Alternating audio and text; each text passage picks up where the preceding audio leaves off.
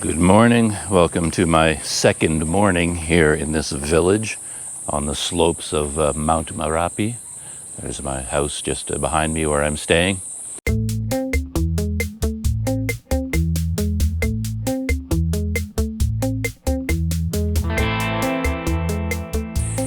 it's still been extremely wet up here. It was raining all last night, so I've woken up to a very wet world, but it's not raining right now, so my plan is to just go for a walk. I spotted some small roads leading from right here, sort of up the slope of the volcano, and I think there's a lot of farms and gardens. Yesterday when I was walking along here, two women on a motorcycle chatted with me, and they were saying kibun, kibun. And they also said the word orange in English, and they seemed to be asking me a question about where I was going or something they could do for me or give me. I couldn't quite figure it all out, but I found the word kibun on the internet, and I think it means garden or like farm. So they're probably asking, am I walking in that direction to go look at a farm? The highlight of being here, it continues to be simply the setting and the atmosphere, these houses and the farms. And as I mentioned the other day, a lot of the houses have ponds in the front. Here's another one here, right outside the house where I'm staying nearby. And it's filled with, you can see some very large fish over there and some small fish. Not quite sure what the function of these is, but look at all these, the homes, traditional architecture here. Good morning.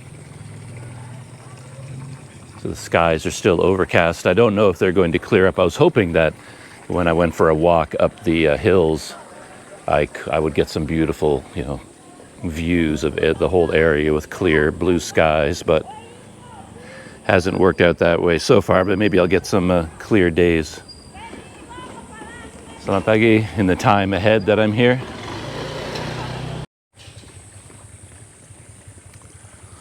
Another large pond. And then next to this house, another one. This one's filled with small fish.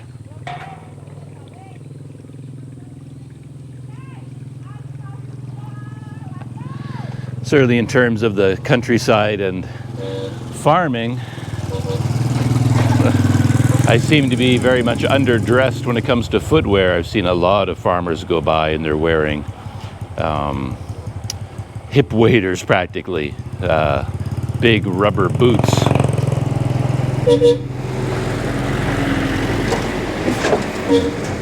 But yeah, I think once these Selamat pagi.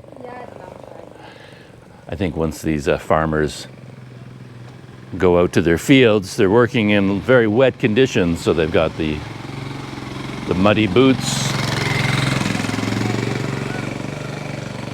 Hopefully the road I want to follow doesn't turn into a quagmire. I wonder what the function of this was or is. Sort of a gateway over the road.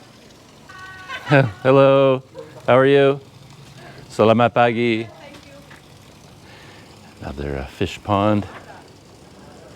Just gorgeous. So interesting here.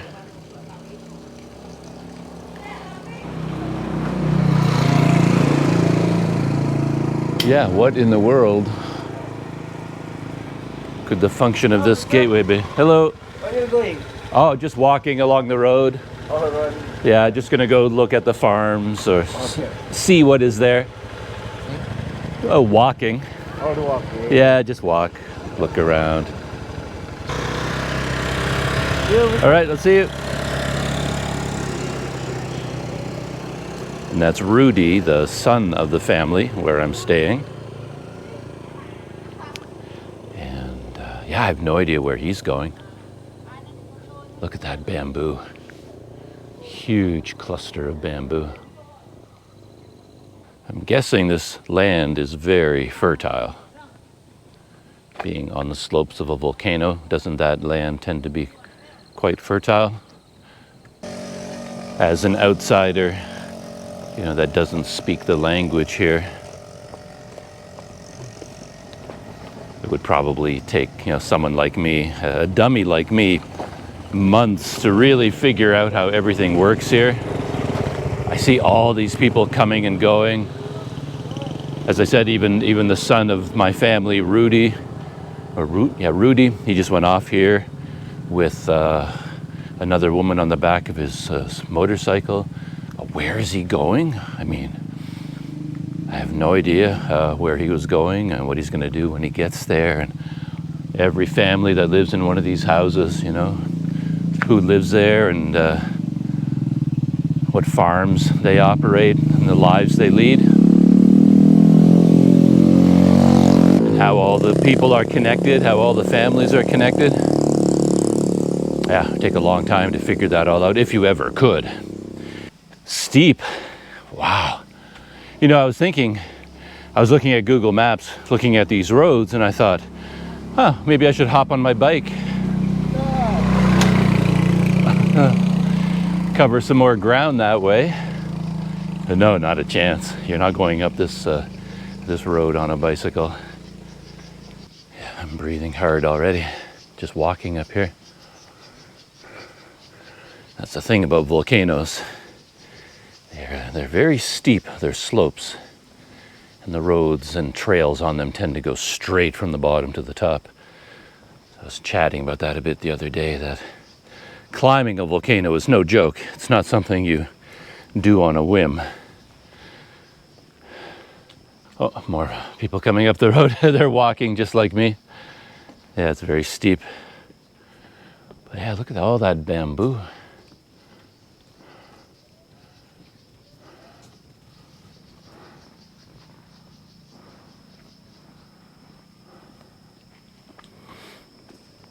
But again, I find that interesting. I mean, she's heading off to a field somewhere, and she's got the modern tool and a traditional tool. She's got the rubber boots, and in her right hand, a smartphone. So even going out into the fields to work or wherever she's going, you need the boots and you need the phone. And as far as understanding goes, of course, it goes in the other direction as well. I'm sure the caretaker family that's living in that house, I'm sure they're completely confused about me. I can see them just trying so hard to figure out who I am and what I'm doing and what my interests might be, and in particular, what food might make me happy. Because food, of course, is a big part of Indonesia and hospitality, and they're trying to figure me out, and I do all kinds of unusual things from their point of view, so they're sort of looking at me, trying to figure me out the same way I'm kind of looking around and trying to figure things out myself.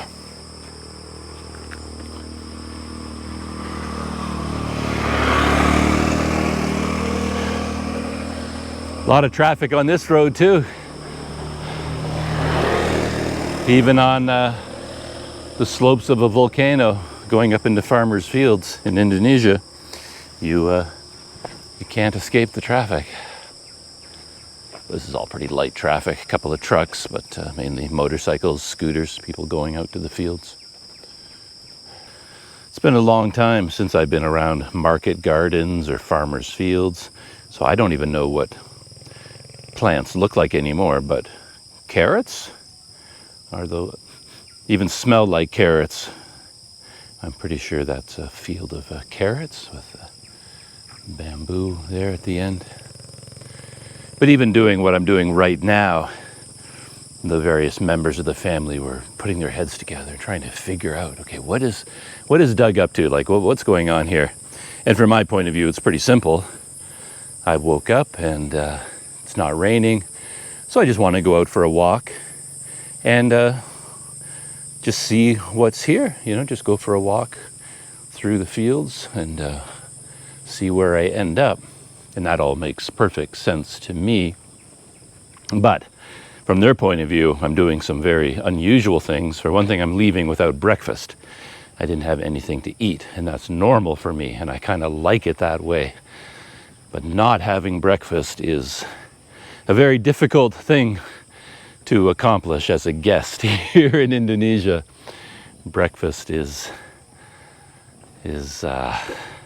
very important, and to simply go out without breakfast, they figure that must mean something, and they're busy trying to figure it out, and also where I'm going and why I'm doing it. Because if I want to go somewhere, if I could communicate to them, okay, I want to go to this place, well, they would put me on a motorbike and they'd drive me there. I mean, that's kind of what they'd like to do. It's like, oh, we'll take you there. We'll bring you there. You don't have to walk. But of course, the walk is the whole point of what I'm doing. That's, that's the pleasure of this little excursion is just going for a walk. But communicating that idea seemed a little bit challenging. Well, there's Mount Singgalang over there. Can't see it, unfortunately. But it's over there underneath all those clouds. Hello. Hello.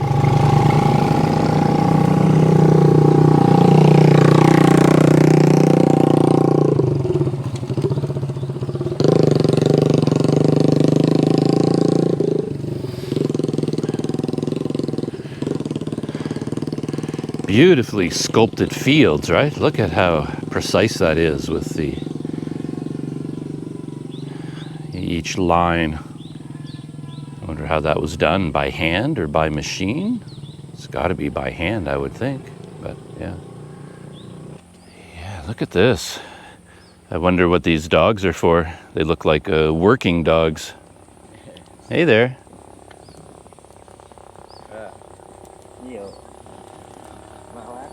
Ada yang mantan orang rumah lah. There we go. Maybe I'll take some video of the carrots. Okay, okay. So I just ran into members of the family, Rudy and Bapak Iwan and Rizky there.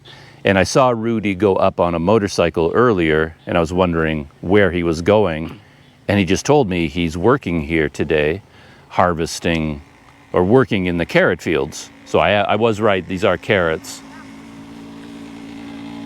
So this is one of the areas where he's working today, and I'm just going to take a look. Okay, all right, see it. Take a look at what's going on over here.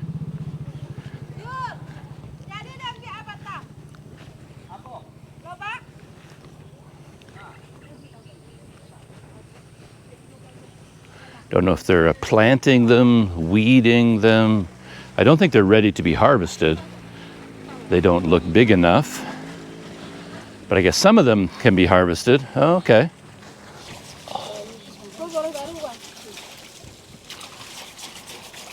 Ah, carrots. Yes, carrots. And bahasa Indonesia? Wortel. Wortel. Yes, wortel. Wortel. Carrot. Kalau bahasa baratnya apa? Carrot.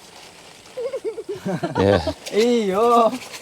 Yeah, in English, carrot. Yes. Wortel. So I guess they're cleaning the carrots. Yeah, they're big ones. They're ready to be harvested. And then they have to, yep, you have to, so they're cleaning them and getting them ready for delivery to the market, I guess. Oh, there's a bag of a new bag.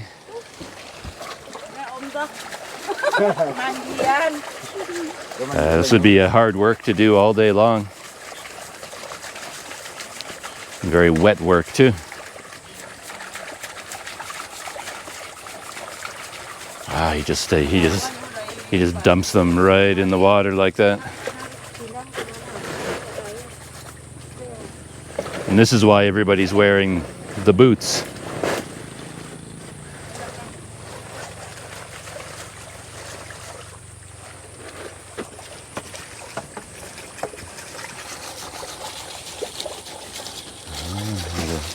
Clean carrots, I guess, end up in the big tubs.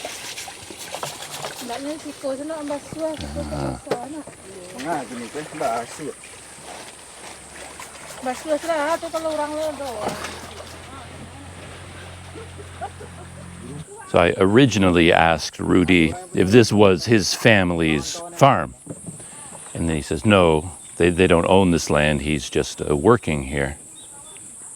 Oh, it's a beautiful setting. Look at that dark soil. I mean, I'm no farmer, but when I see soil that black, I just think it must be very rich, fertile soil. And combined with that green. It's amazing. Sorry, Rudy, the worst carrot. Okay, okay. Rudy just told me he has to get to work. Oh, here's another load coming.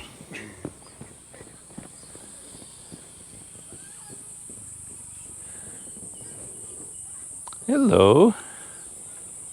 Hi there. Hi, puppy. Hello. Hey, do you want to say hello? Hmm? Come here. Hello.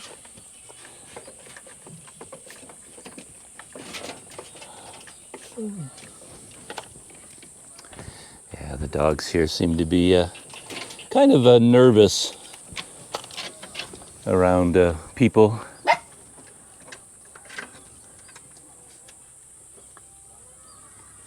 I don't think they interact with people here very much. They're just raised to be guard dogs, and like not dangerous dogs, but just to bark if any intruders come by. So that's what they do. So I don't think they get a lot of contact like as a pet would, you know. Just want to take a quick look at where they're harvesting.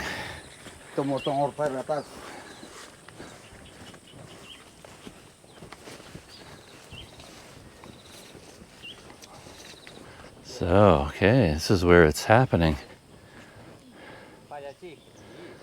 Oh. It's all done by hand, of course, and it looks like they're focusing on the largest carrots. Wow, that is a heavy bag. Hai. Hello. Selamat pagi. Ya, selamat pagi.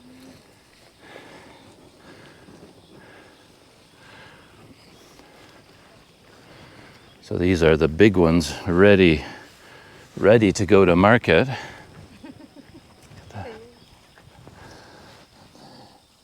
And then, yeah, he's pulling them out, but I notice there's a lot of smaller ones kind of being left behind. I think he's picking out the largest ones. And I'm pretty sure they're not going to leave carrots behind. They'll probably go back and pick up the smaller ones later on, but they're getting a certain size and quality for the market, I guess, right now.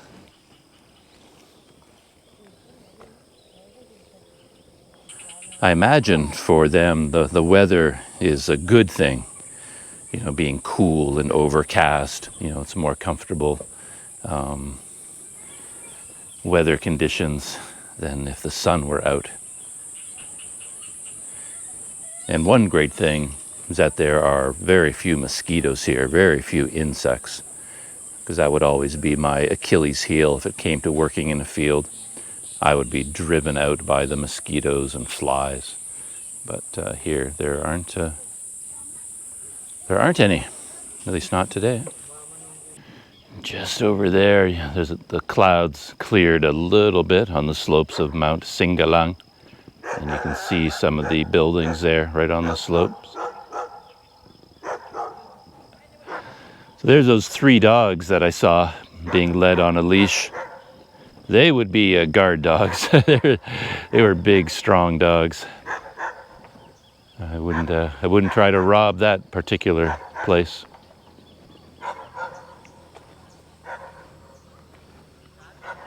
There's the carrot harvest operation.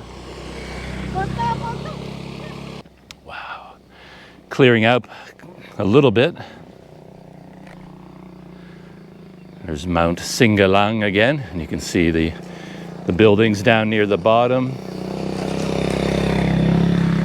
And then where the clouds have broken open, you can see the top of the volcano there.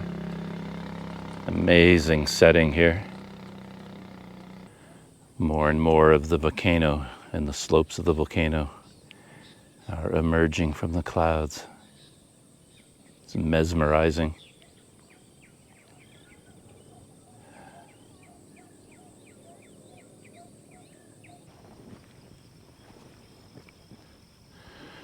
It's always nice, I have to say, to see where your food comes from. I spend a lot of time in cities and towns and going in and out of markets, and of course you see large displays of vegetables for sale, all the different things that are grown. And this is where it all comes from. I'm often in markets looking at fish and vegetables and other things, and I always wonder, okay, what kind of a journey did they go on to get here? And this is where the journey starts for these carrots anyway. A lot of carrots growing up here.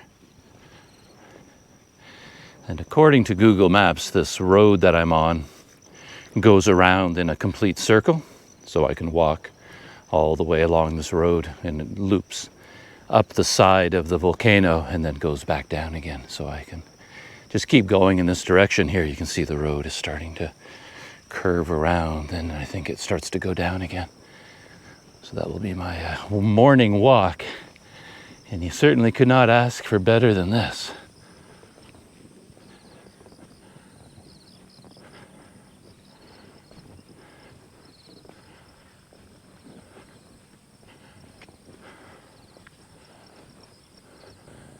I end up thinking about this cement road that I'm walking along as well. The history of it, its construction. So I'm sure, of course, go back far enough in time and this would have been a trail, just a regular footpath connecting all these fields together, because off on, the left and the right of this cement road, I see, trails going off in all directions to all the different farms and continuing farther up the volcano. So at one point, this would have been the main trail connecting all these places together. And then, of course, at some point, all the farmers, I'm sure, put their heads together and said, listen, it would benefit all of us if this was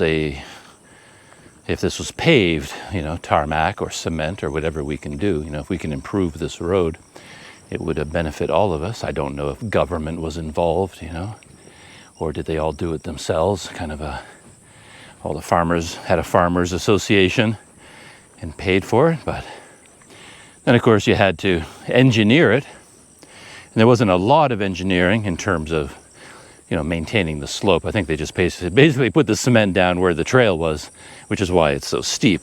It's not like they calculated gradients and built switchbacks. They just put down a cement road right where the trail was. So it's pretty steep, straight and steep. But expensive, all this cement. And of course, it's much wider than the original trail would have been. So it uses up a little bit of land on both sides. So all the farmers that the trail went through their fields, they had to give up a little bit of land and negotiate and compromise, I'm sure. And someone would say, no, I don't want that cement road going here. I want it going there. More convenient for me. But they eventually had to decide, and then they had to build it and pay for it. And can you imagine bringing all this cement up here? Wow, what a job that would have been. Wonder when it was built, how long ago. It's in pretty good condition. But yeah, even for these motorbikes, it's hard to get up here.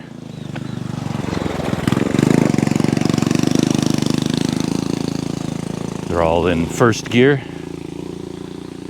slowly putting their way up.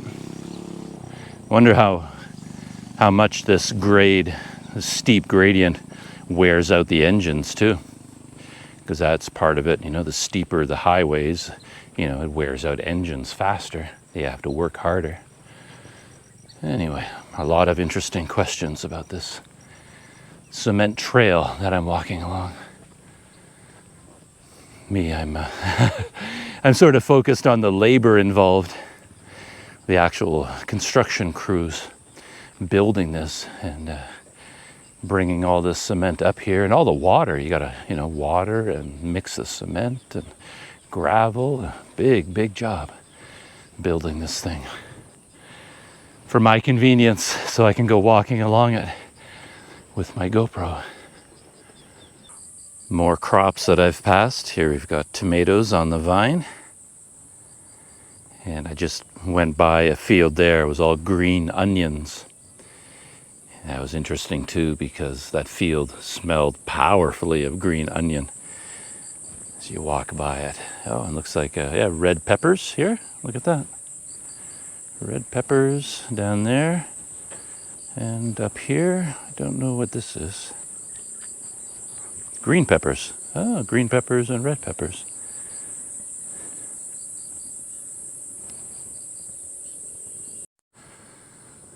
Another beautiful view behind me.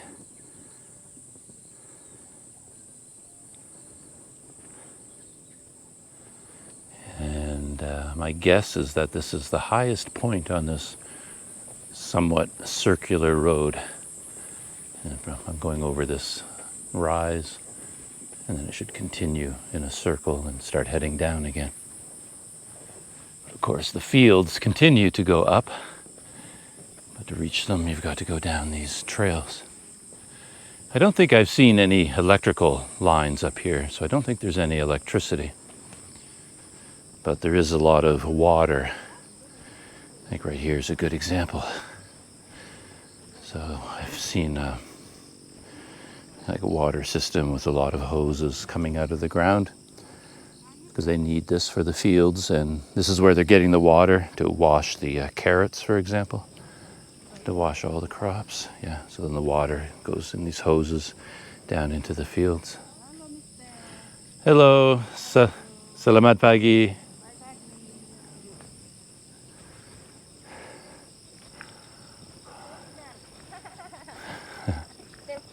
Selfie, yeah. Being here reminds me of the time when I was on the lake cycling up here, and I saw a boat come to shore filled with farmers, and that was due to the area being flooded by a hydroelectric dam, and they no longer had road access to the fields higher up on the mountain slopes.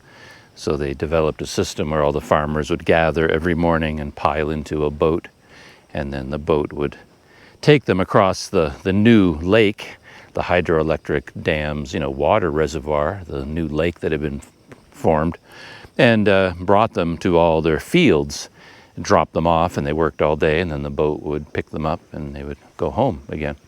And here, of course, these farms, these fields are all quite far away, not far away, but they're not right beside the houses where they live, so all these people that are working have to come up here somehow. So they all have to come up here by truck or motorcycle or on foot and get to these fields and then work all day and then go home again. And of course, there's also the question of ownership, which I've been thinking about ever since I got here. These people don't own these fields, as far as I can tell. I mean, Rudy, I asked him, is this your family's farm? And he says, no, I'm just working here. So he's working for someone else, whoever owns the land, and he gets paid an hourly or daily salary. I didn't ask him what it was, but that begs the question of, okay, who owns all this land? Are they absentee landowners, or do local people living in this area own this land as well? I don't really know. I'm coming down the other side of the slope now, just getting my first views of the valley floor with the Bukitingi down there. The skies still haven't cleared up. It's pretty cloudy, but you can still see some of the valley and some of Bukitingi down there.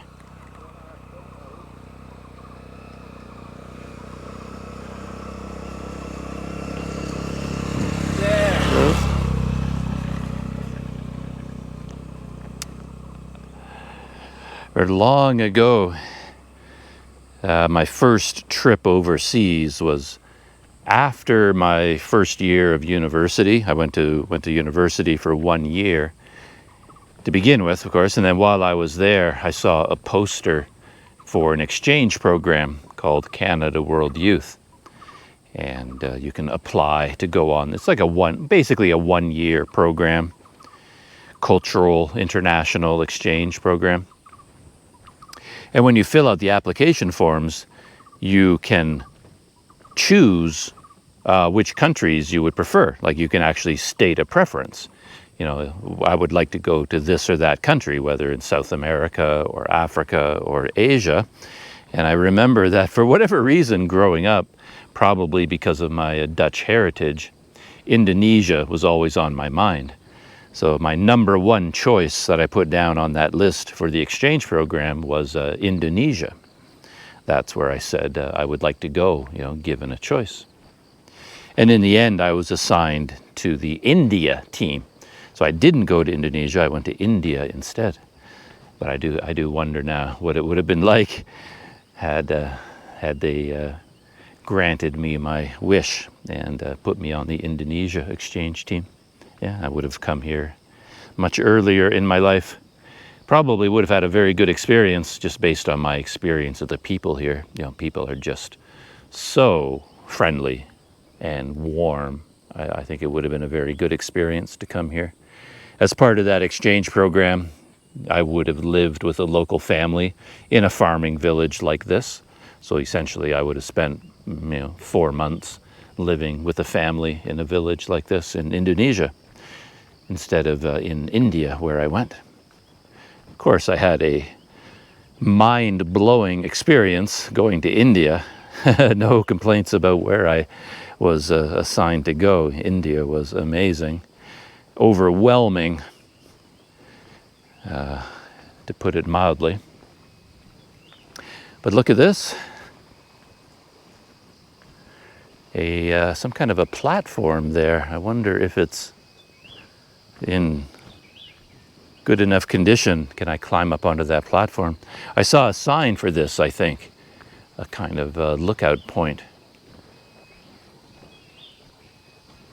But I'm going to go over there and see if I can climb up onto that platform or not. See if it looks sturdy and safe. Yeah, I'll have to come back up here when the skies are clear and I can. The only reason they'd build this, of course, is if it offers a nice view of the area. So I need to come back here when the weather is better. So, what do you think? Would you trust it? Yeah, I think so. It looks like it's going to hold my weight. Oh, man, these are big steps. Keeping a tight grip on the bamboo handrail in case the step gives out underneath me.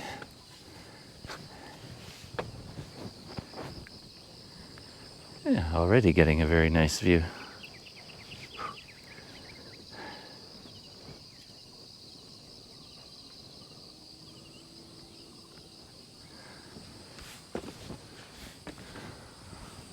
Nice.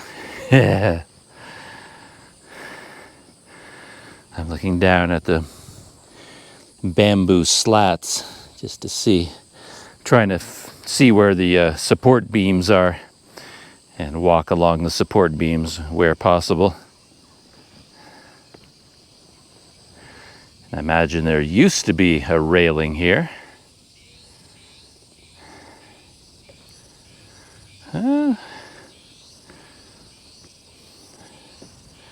Feels solid enough. I'm hoping that if it isn't solid anymore, they would have put up red and yellow ribbons and said, danger, you know, don't go up there. Though, to be honest, as I was walking along, it's not attached here anymore in any way. The whole thing was swaying from side to side. So we'll see if this man waves at me and says, "Get down from there. It's not safe." So far, he seems okay with me being up here.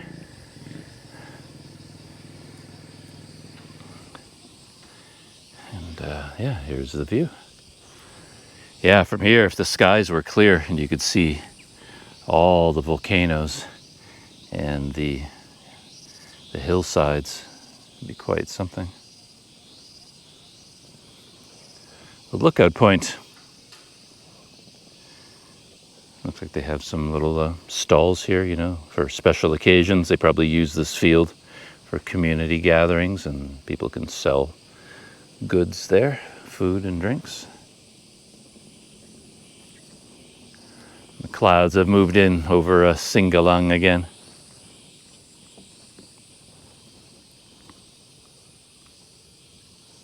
Yeah, I don't know if I trust this walkway, to be honest. It's swaying from side to side. It's okay. Dari mana? Saya dari Canada. Kanada. Canada. Sama siapa ke sini? Hmm? Sama siapa ke sini? Yeah, this man came up here to rescue me when I was walking along the platform here. It was really like waving from side to side, and I was moving slowly to try to keep it from moving. And he walked out there, and he actually reached out and took my hand and then guided me safely back to this platform. And I asked him what he's doing here, and he's working this field right here for red and green peppers. So that he came to work on this land today. And I asked him if he was the owner, and he says, yeah, this is his land. That's interesting. So, Anda nama? Agus. Agus. Agus. Agus. Saya Douglas. Douglas. Douglas. Agus. Agus. Agus. And he was just on the phone talking to someone saying, yeah, I've run into that Canadian tourist that everyone is talking about. So yeah, it doesn't take long if you're a foreigner in an area like this. Everybody knows who you are and what you're doing. You know, the word goes out along the grapevine. All right, time to try to safely get down from the platform. So he asked me one question in Indonesian, but it translated as, what are you wearing here? And that couldn't be right. He can see what I'm wearing, but he's probably asking, you know, like, how did I get here? What was I driving? And I replied that I'm just walking. And he seemed to, oh, okay. So that seemed to be the answer to his question. Well, I asked him if they're red peppers or green peppers, but maybe that was a dumb question, because I'm looking at these pepper plants, and there appear to be both red and green ones on the same plant. So perhaps they start out green, and then when they mature and are ready to harvest, they turn red, because we got green ones here and red ones there. But there's the platform that I was walking along. So maybe they're all red chili, but a lot of them just are still green. You know, they're immature. They haven't turned red yet. I was just thinking that a village like this could operate a popular sort of ecotourism tour or something like that. In this district up here, so beautiful and so interesting, and it's right beside a major tourist-friendly town like Bukittinggi. You know, they could have homestays in the village. People, adventurous types, could stay in the village, or you could stay in a comfortable hotel in Bukittinggi and then come up here for a tour of all these farms and get the views at the same time. Hello. Organized properly, I could see something like that being quite popular. Of course, language would always be an issue. You'd have to have someone, kind of a guide, a tour guide who knows all about farming and also speaks English well enough to be able to answer all the questions of the foreigners taking the tour. And that's a tough combination to come across. Someone who speaks English very well and also knows a whole lot about farming and is interested in the tourism industry. That's like a very rare combination. hard to find people like that. The mystery of the phone call from the lookout point sort of became clear. A man just came by on a motorcycle and he stopped to say hello to me, and we had a little bit of trouble communicating, but I eventually understood that he is the owner of that place. It's kind of a campground and lookout point, you know, a tourist attraction. And I guess the man who saw me there, you know, wow, a tourist is here. He got on the phone and he called the man that runs this place. And then he came up on his motorcycle just to, wow, there's a tourist at my tourist attraction. What's going on? And I don't know. He said he works in the tourism industry. You know, he lives here, but he's also involved in tourism to an extent. And I thought maybe he would ask me, you know, do I want to go on a tour with him to here, there, or other places? But he didn't ask that. He just wanted to come by and say hello and meet me. This particular section of the road is going through quite a beautiful area. Very thick jungle, dense growth all around.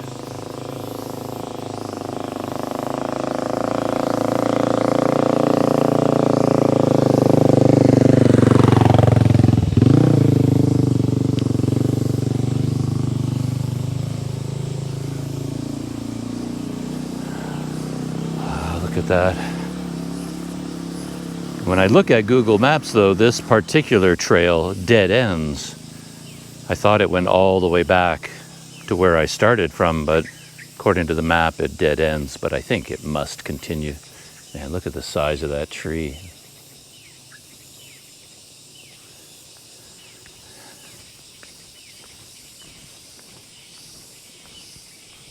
Yeah, there's no way this road would just go down this far and stop.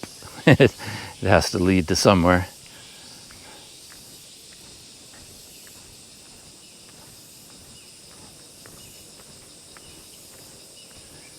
Yeah, moving very slowly and carefully because this cement is very wet and very slippery. So the wet leaves and things like that, it's very easy to have your foot. It's so steep. Taking little baby steps all the way down. At least on the steeper parts. I'm glad I got these new sandals. The old sandals, the horrible ones I bought, would not have been very useful for this. But these are perfect for climbing around. Much lighter, smaller, fit my feet better.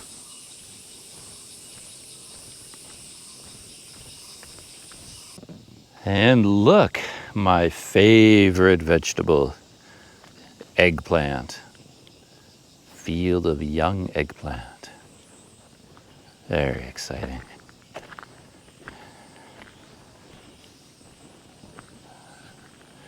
Just before I left from Malaysia, I went to a economy rice, mixed rice buffet place with Jamie. It was his favorite place in Pudu.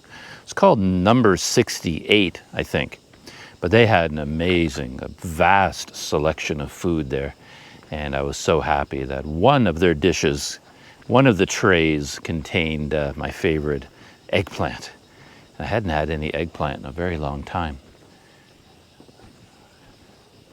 There you have it, a whole field of it. So this is where Google Maps told me my road dead ended.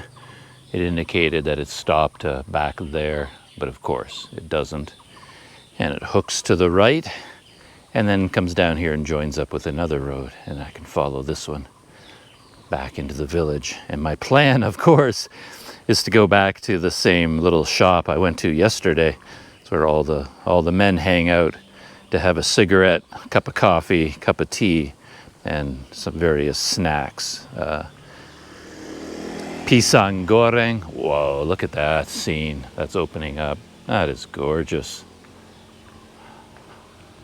Beautiful.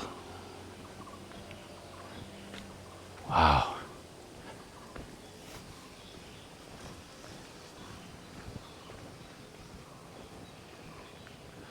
It's not every day of your life you come across a scene like that. Again, I just hope the GoPro gets across a little bit of what this looks like to my eyes, you know, to be standing here.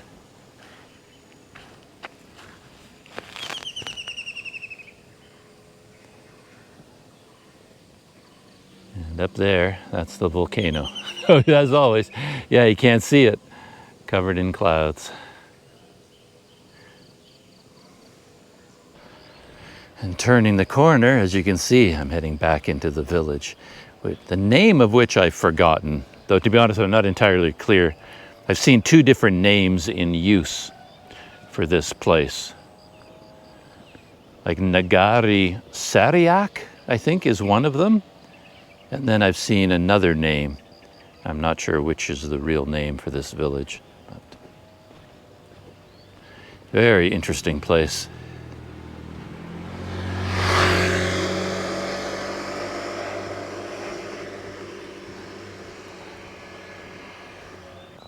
It's interesting to see the variety of homes here, the different styles.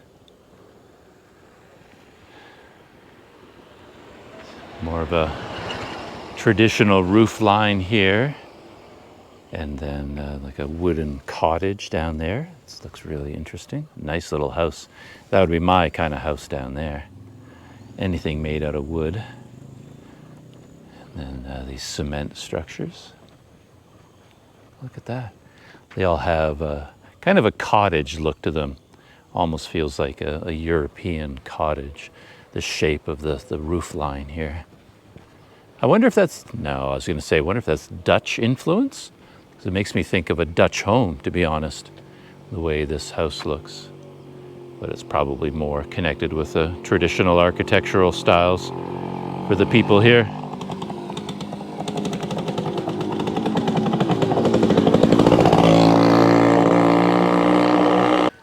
Just been walking along the last part of the road. It's quite interesting.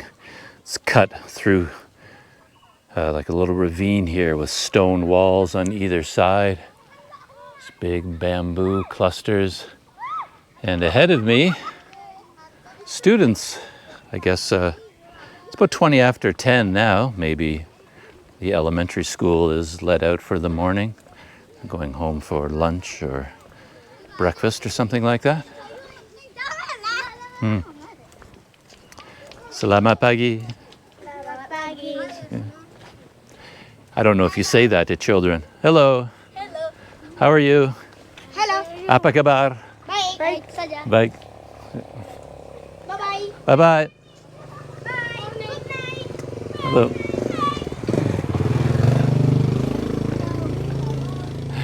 They're trying out every greeting they can think of in English, just like me, trying out every single one I can think of in Indonesian. Good morning, good night, good afternoon, good evening. I got them all. Man, everywhere you go, new interesting sights. Look at the buildings here.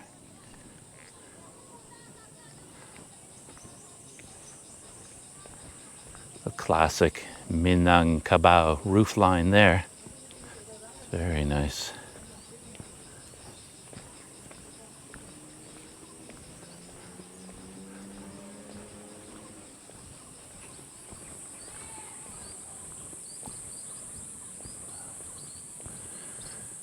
And at first I thought this was tiling, but is that tile? Maybe a little bit of tile, but mainly, no, I think it's just carving, right? That wood carving. Very nicely done though, very nice. Here's the house from the other side. The schoolboys, you can just see up the road there. Passed by them, they're quite friendly. And after we ran through all of our greetings and we were walking away from each other, one of them turned and said, "Are you a bule?" I said, "Yeah. Yeah, I'm a bule. Saya dari Canada." I said, oh, okay. They wanted to confirm that I was a foreigner. Finally back at the main road. Well, that was a classic walk.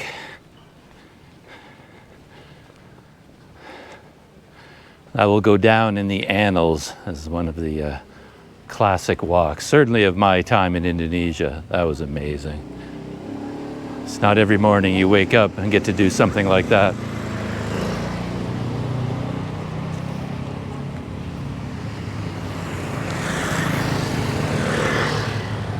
And there's my neighborhood shop. The closest one anyway.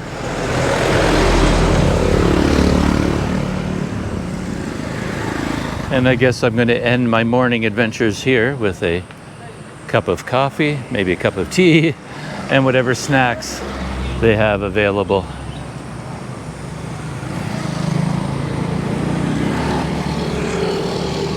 Oh, look at that. You can buy Pulsa there. That's the last piece of the puzzle for me. I can buy credit on my phone. So, selamat pagi. Oh, kopi? Kopi. Yeah, kopi. Pisang goreng. Goreng pisang. And apa ini is bakwan. Bakwan. So, pisang goreng, bakwan, and that? Ini, pelo. Goreng pelo. Goreng pelo. Yeah. Pelo. So here are the snacks. This is a fried banana, pisang goreng, bakwan, and this one, Goreng ubi. Di jalan. jalan. Kalau pilih. Okay.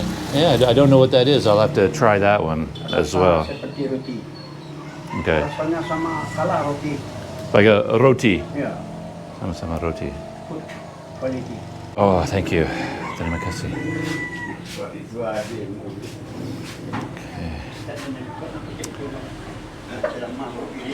All right, I've got everything going on here. I've got my coffee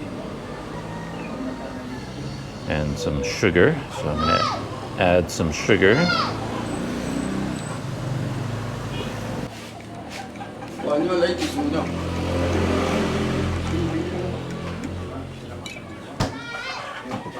Oh.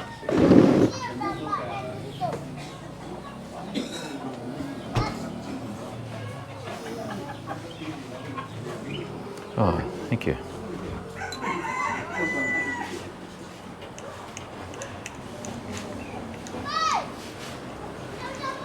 So you have to give your coffee a good stir and then set it aside to let all the coffee grounds settle down to the bottom.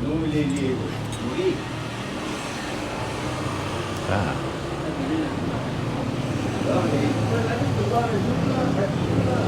He brought me a glass of hot water, like boiling water.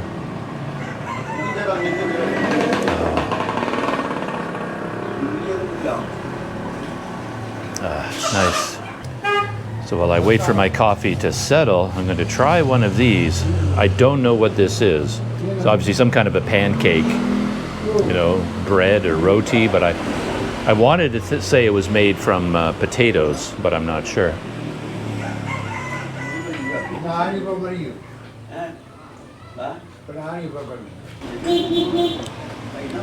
Could be potato. I really don't know.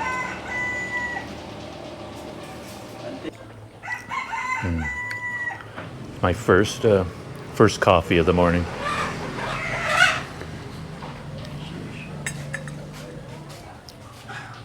Belum sarapan.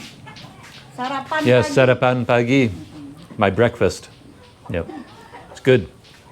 Coffee morning ya. Coffee morning. Coffee in the morning. Yep. Coffee morning.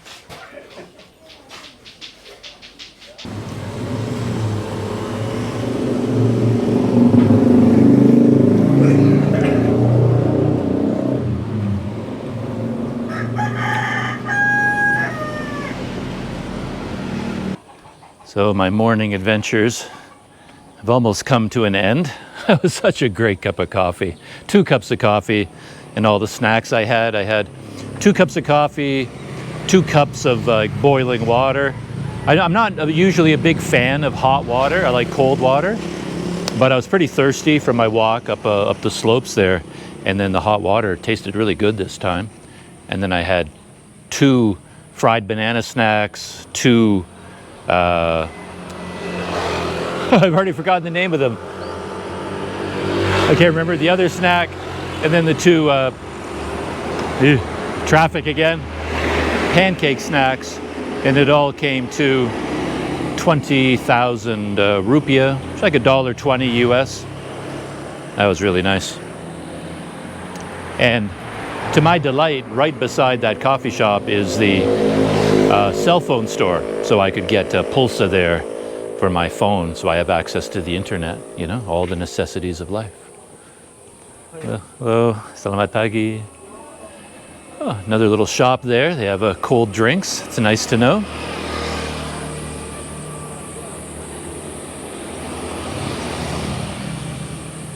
And ooh, a little restaurant over here. I smell food. I'm sort of keeping my eyes open for places where I can get, you know, hot lunch and dinner. Oh, right there. Ampara Intan. Nasi goreng, mie rebus. Ah. I'm going this way. I also want to see whether that mie ayam bakso place, I mean, it's almost 12 o'clock. It's almost noon now. I'm curious what time it opens. I'm pretty sure that when I rode up here with Adi in his car, when we passed it late in the day, around 4 or 5, it was open. So I'm curious when it opens. I'm just looking for places where I can have dinner. And there's another road here that I can follow to go back to my house. So going in this direction first, I can explore the town a little bit more and then go back to my house down a different road. I will quickly become an expert in Nagari Sariak, or this is called Sungai Pua. I'm not sure which is the correct name. I'm just passing by the little shortcut that goes back to my house, just in that direction. And there's another small shop right there. But I want to continue this way for a little while, as I said, just to see whether the bakso place is open or not. And it's interesting to see who is at these little coffee shops at different times of the day. My first time there was quite early in the morning, somewhere around 7:30 maybe, and it was full of younger men, and they were not clearly, but I think they were farmers who were going there for coffee, chat with their friends, have a cigarette before they go up to their fields. And now it's more around 11 o'clock noon, and all the customers there were older men who had spent their lives working in the fields, and now they're retired. And they were there just having a coffee and chatting with other retired men, and with the occasional YouTuber that passes through town.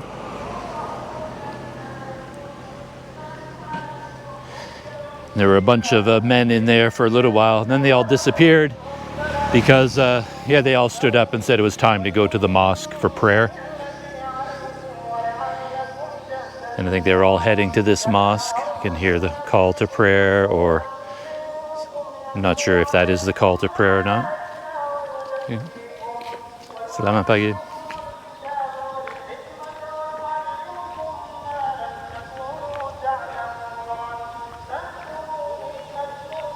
And I think this is the mie ayam bakso place. Yeah, well, it says bakso kelok panit. Kelok is curve or bend. Okay, that makes sense because we're right on the S bend of this road. So that's why it would have that name, I guess. The Curve Bakso Panta place. But it's not open.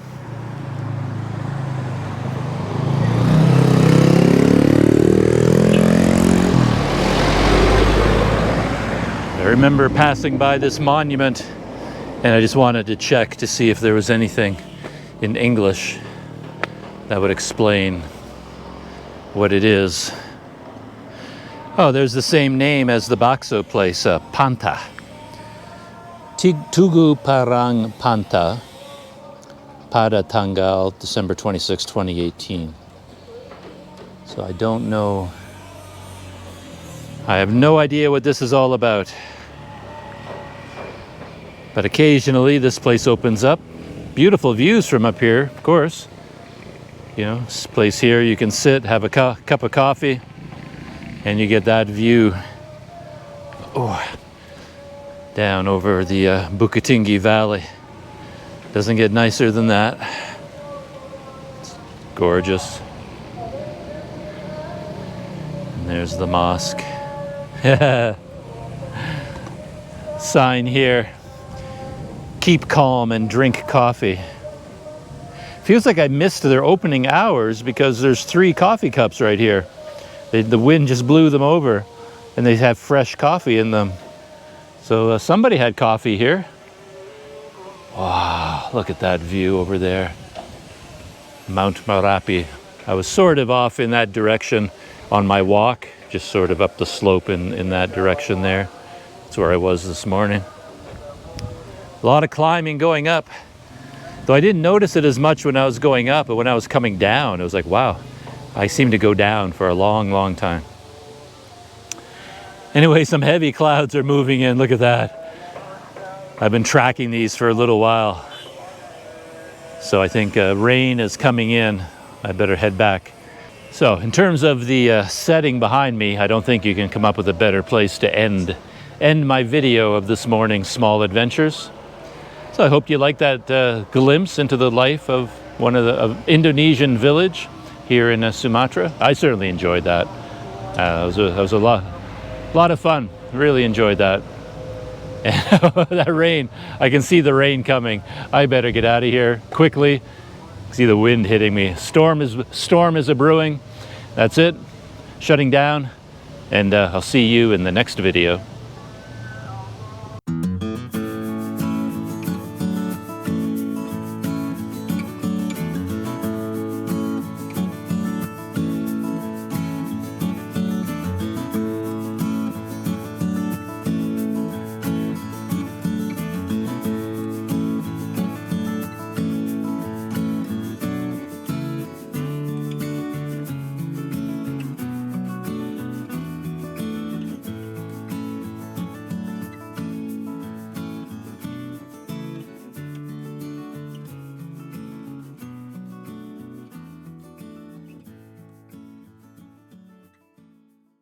Video aja ya. Nih nasihat buat kita semua di dunia. Ya. Okay. Okay. All right. Assalamualaikum warahmatullahi wabarakatuh. Hidup ini penuh dengan rintangan, penuh dengan coba dihadapi dengan kesabaran. Harus menerima apa adanya. Di urang meja dia awak pandang, di urang takaja dia awak patanang. Urang makan baci mangku awak pasal silukang. Urang dulu di mangku awak iriangan di belakang. Urang kakiak macang awak kabar api. Urang kancang awak label-label. Urang makan tapai awak kamar tebu. Urang sampai awak tibu. Pariaman tarang-alangang, patapui mangkonya rami. Kamanu pada kabatinggang. Labat mulu aku jawab apa boleh kidiko. Semoga Pak boleh sekeluarga sehat selalu. Sekeluarga dimanapun berada. Sehat, semoga sehat selalu. Bagi macam pada merpeti, bawah rendah hati-hati. All right. Terima kasih. Thank you. Nice to meet you.